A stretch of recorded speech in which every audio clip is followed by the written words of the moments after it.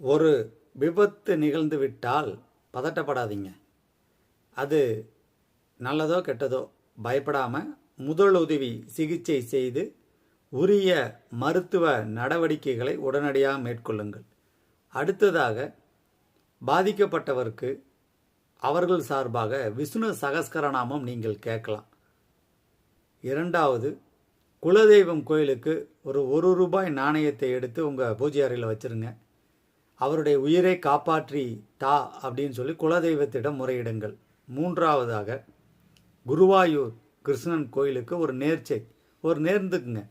உங்களுக்கு எது விருப்பமோ அதை நேர்ந்துக்கலாம். இனிப்பு கொடுக்கலாம், அவல் கொடுக்கலாம், உங்கள் விருப்பம். குருவாயூர் கிருஷ்ணனை ஆபத்து காலத்தில் நீங்கள் கூப்பிட்டால் அற்புதமாக பலன்கள் வரும். நல்ல மருத்துவ சிகிச்சை கிடைக்கும். உடல் நலம் உடனே தேரும்.